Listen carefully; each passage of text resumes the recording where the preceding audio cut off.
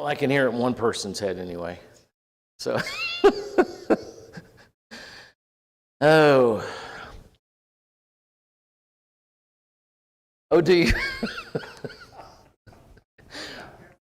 Well, I usually have it because I know where this is, and I got literally all my notes from the last year or so in here, and I wasn't usual have it here anyway.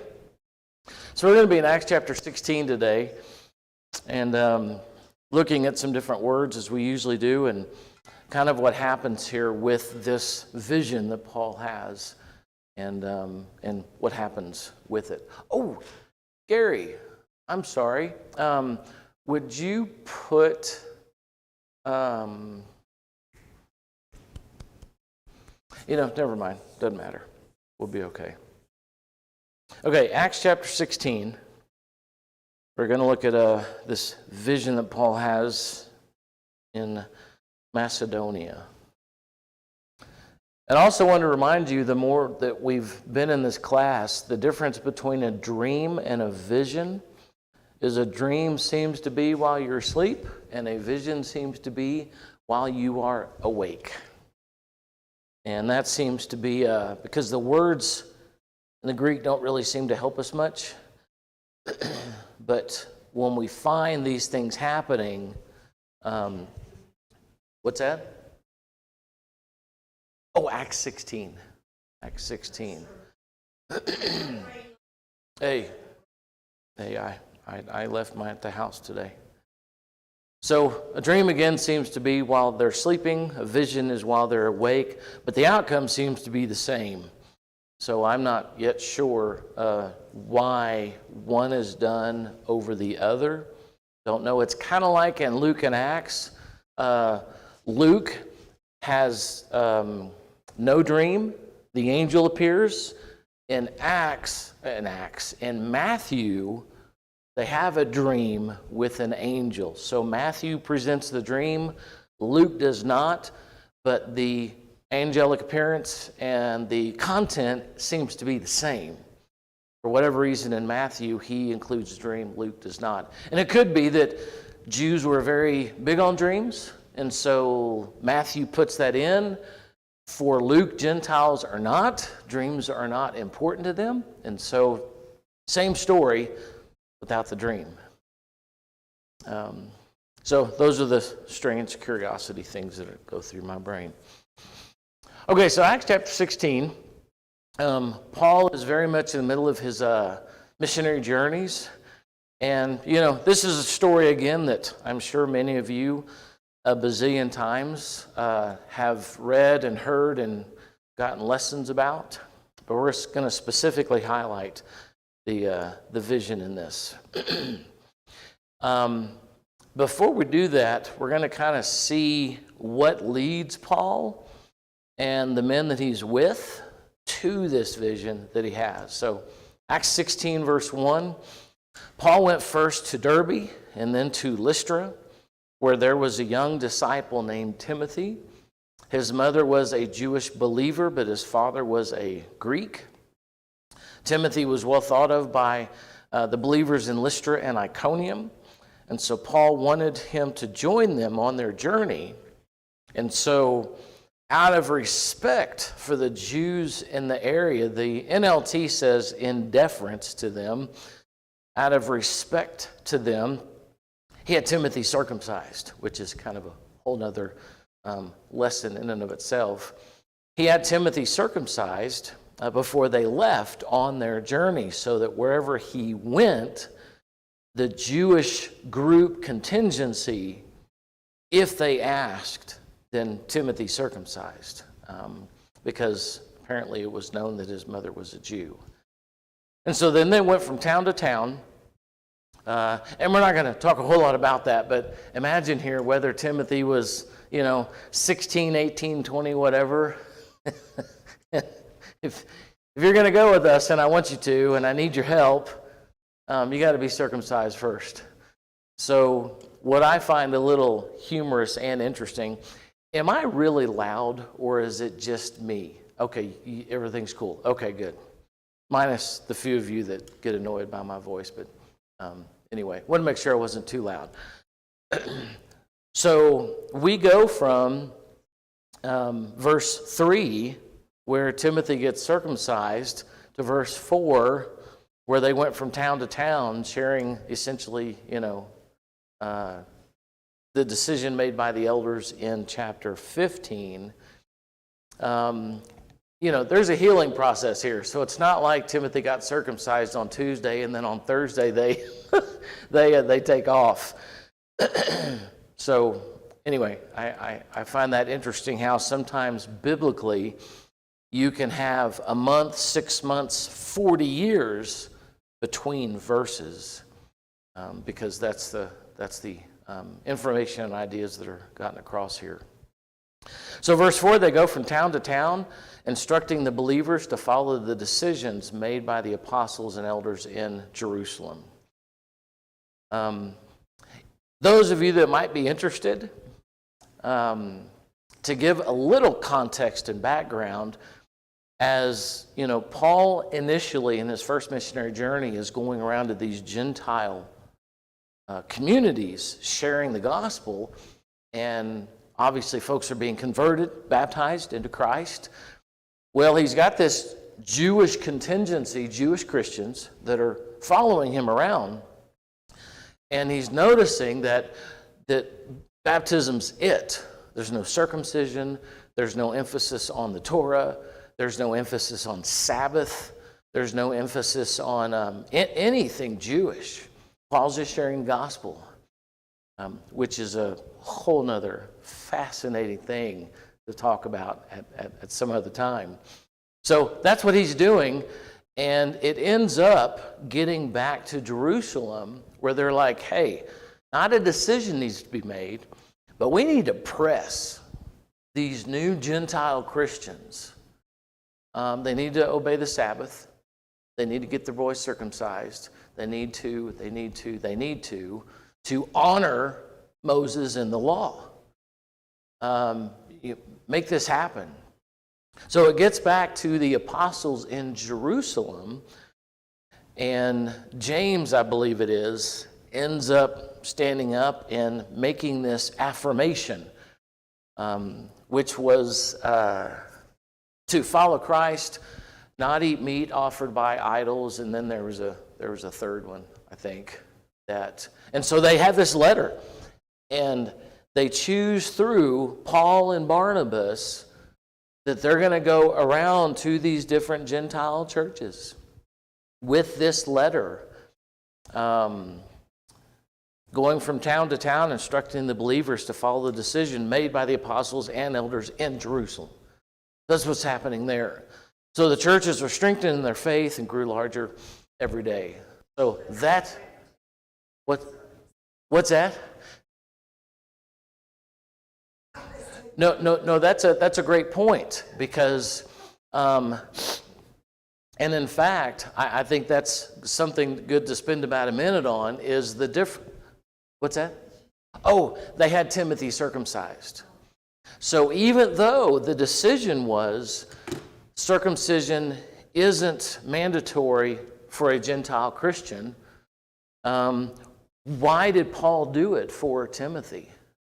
And there's a very good reason for that, I believe. If you were to connect the dots with what Paul says in 2 Corinthians 6, I don't know, somewhere in 2 Corinthians, I've become all things to all men that I might save some. So Paul's reasoning here has nothing to do with the law. It has everything to do with the perception, the mindset of the people that he's going to. So Paul wasn't doing this so that the Jews would think that Timothy was abiding by the law. He was doing it because that's where their brain was. And they would be more readily accepting of the gospel, knowing that this part Jew, part... he wasn't a Samaritan, Timothy, but it was the idea of being a Samaritan, that his dad was a Greek and his mom was a Jew. Yeah.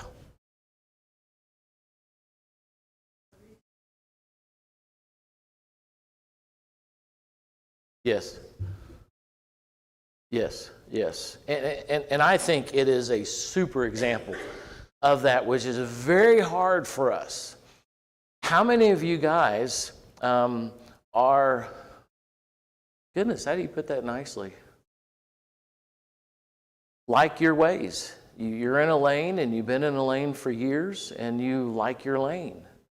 And when someone kind of, knocks you out, not knocks you out, but, for Timothy, it's like, hey, I'm not ashamed of my parents and I'm not going to be circumcised just because people need me to be circumcised. But he didn't say that. He trusted Paul's wisdom. And we go to these places. I don't want your lack of circumcision to be a hurdle in people's minds. Had nothing to do with the law. It had to do with all things to all men. Now, that's a pretty serious all things to all men. It's not like cutting your hair or wearing a certain cloak. You're going to have surgery. So that when we go to these places, that won't be a hurdle. That won't be an issue.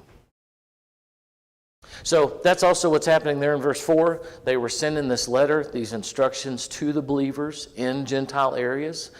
And what's the result of that? What happened as a result of these instructions? The church grew. And they grew in their faith. They were strengthened. Good things happened because instructions were given. So verse 6. So next, Paul and Silas traveled through the area of Phrygia and Galatia because the Holy Spirit had prevented them from preaching the word in the province of Asia at that time. And then coming to the borders of Mysia, they headed north for the province of Bithynia.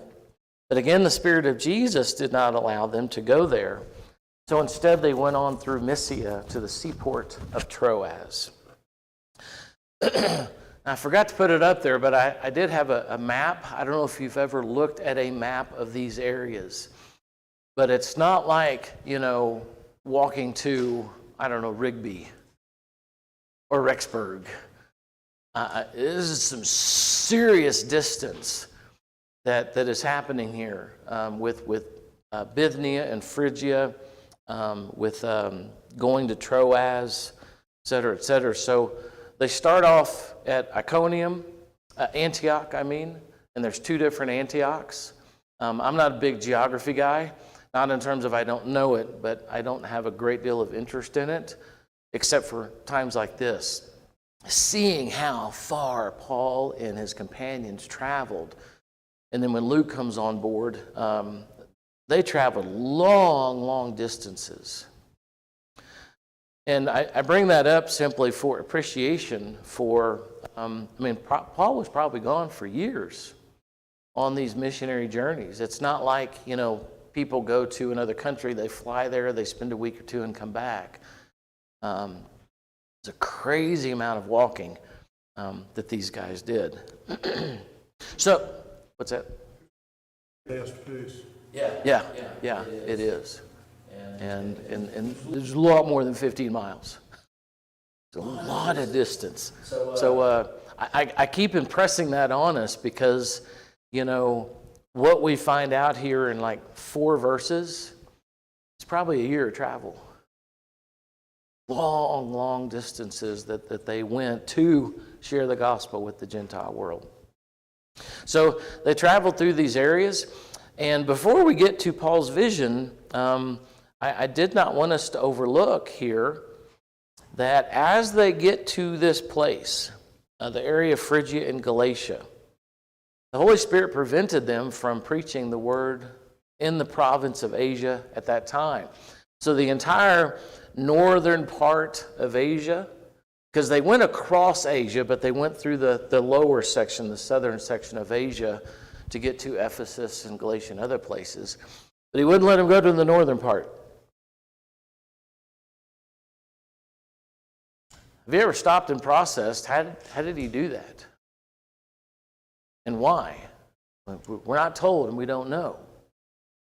Have you ever had those situations where you're wanting to serve, or maybe you're not thinking about serving, and you get to those times and those places and you just have a feeling, an inclination, one way or the other?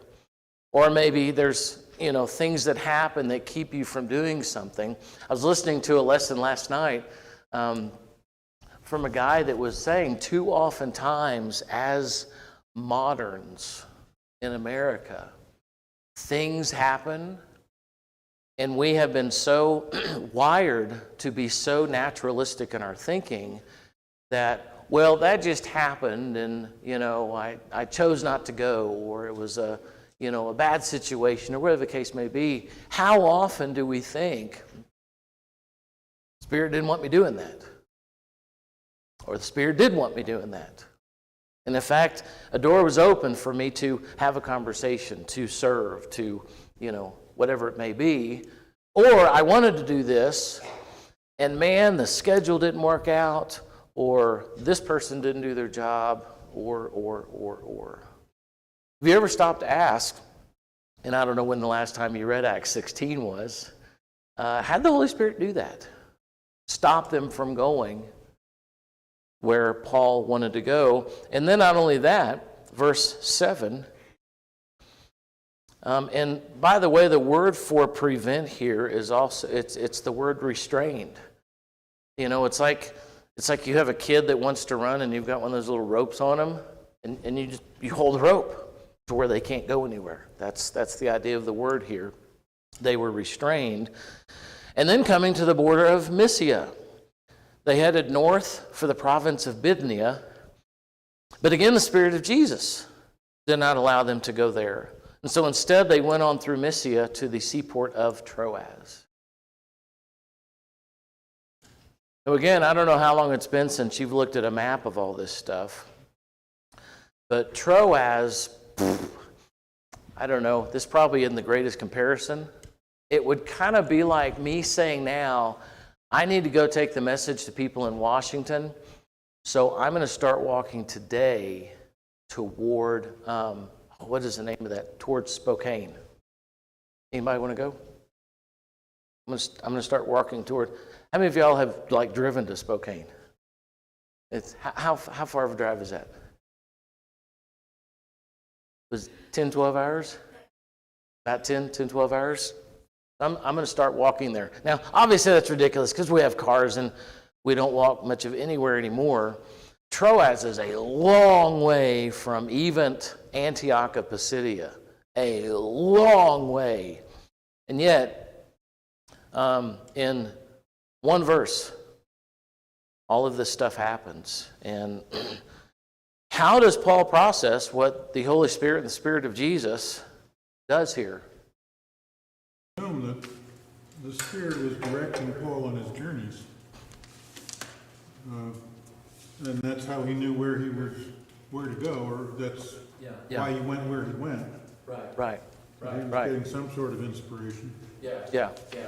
Much like the speaking or anything else. And in fact, to that point, when you look at Ephesians 4 and all the different gifts that are given, the gift of prophecy, the gift of pastoring, the gift of counseling, of teaching, of any number of things that are given by the Holy Spirit to build up the church, to help the church.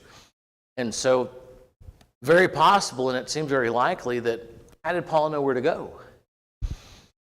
Spirit led him. How did he do that? Well, how does the Spirit do anything?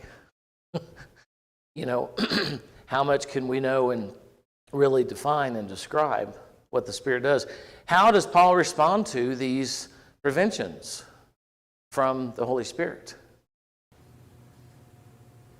Change his course. Says okay. Paul in no way ever, at least as far as Luke tells us, says, kind of like Moses with God. Can we talk about this? Because I really feel strongly that we need to go here. We're not given that. That's not a part of the story and the process here. So Paul says, okay, didn't go there. Instead, he goes through Mysia to the seaport of Troas. So verse 9, that night Paul has a vision. A man from Macedonia and northern Greece.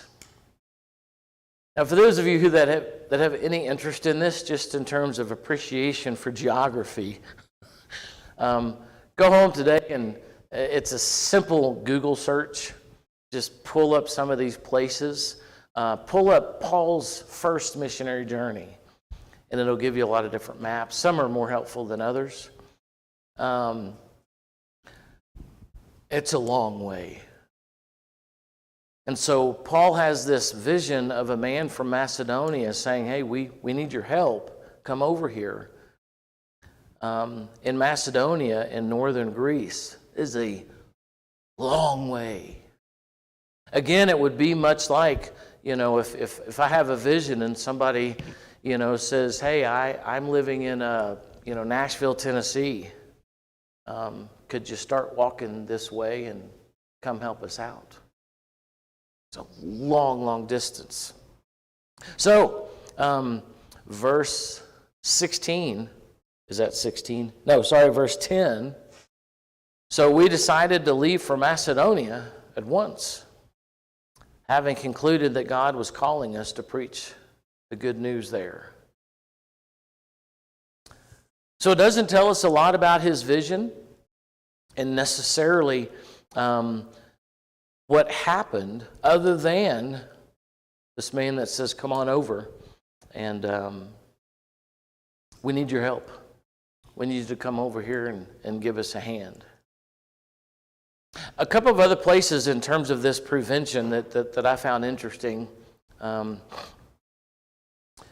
I enjoy this simply because of my nerdiness about words.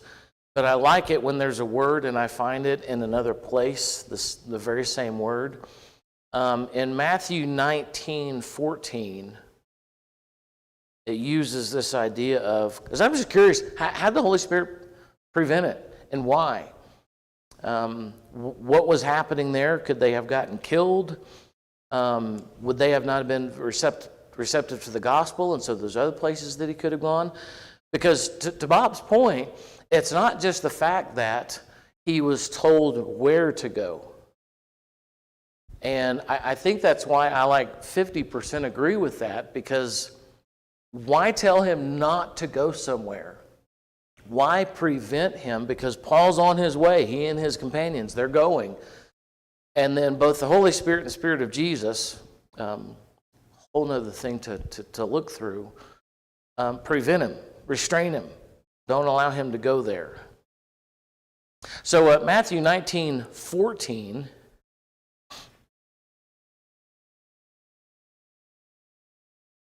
one day some parents brought their children to Jesus so that he could lay his hands on them and pray with them, but the disciples scolded the parents for bothering him. But Jesus says, let the children come to me, do not stop them. Same word. So they were literally stopped, whatever your version may say, translation. They were stopped. Whatever happened, both the Holy Spirit and the Spirit of Jesus would not allow them to go, whatever that means. And again, I may be over-interesting this, but it's fascinating to me why that happened and how that happened. Luke chapter 9 and verse 38. Luke 9:38. So verse 37, to get context here. The next day after they had come down the mountain, a large crowd met Jesus. This is after the transfiguration, like right after it, the next day. A man in the crowd called out to him, "Teacher, I beg you to look at my son, my only child. An evil spirit keeps seizing him and making him scream. It throws him into convulsions so that he foams. It batters him and hardly leaves him alone. I begged your disciples to help, but they could not."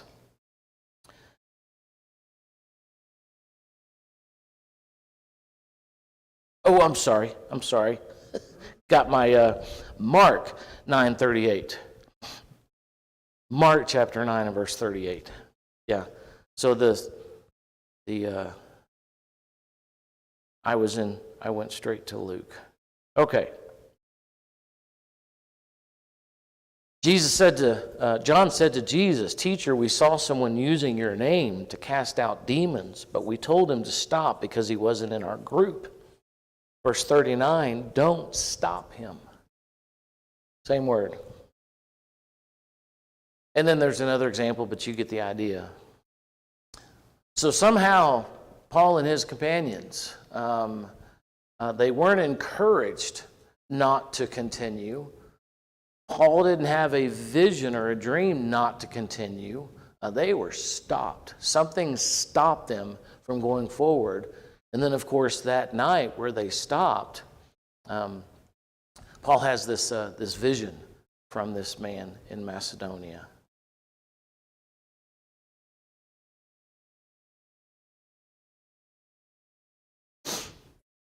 Your way that stop you. Mm-hmm. And once that's happened several times, I kind of take my cue and go, oh, Yeah. maybe I'm not supposed to do that.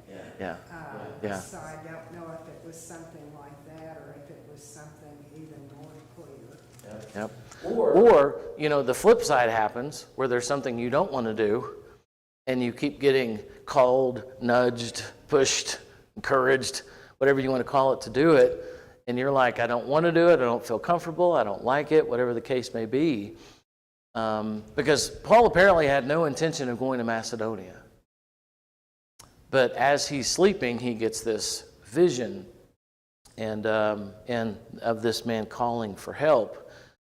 And so whatever his plans were, and see, the more we talk about this is why I find it fascinating. Paul had a plan. He had probably a whole 6 month planned out. This is where we're going to go, and this is what we're going to do. And all of those plans, the Spirit said what? Nope, we're not going there. And then instead of necessarily different instructions, you just upload different instructions to Paul, the inspiration idea. But he didn't get that. He got a vision. Man standing there, come to Macedonia and help us. And to Paul's credit, when Paul wakes up, and in fact, the word that is used there, verse 10, the word for we there is similar. I found this super interesting. The word for we, for decided, is a similar word for ecclesia. So that kind of blew my mind. And of course, you guys know what ecclesia is. You know that word. It's the called out, the church. It's where we get the word church from. So the called out, we decided together as a group, as a result of the vision, to go. So it's not just as simple as, we kind of talked and decided. We came together as a group, as a church, and made the decision. I got this vision. They believed Paul. They trusted God. They take off for not only Troas, but ultimately for Macedonia. Yeah.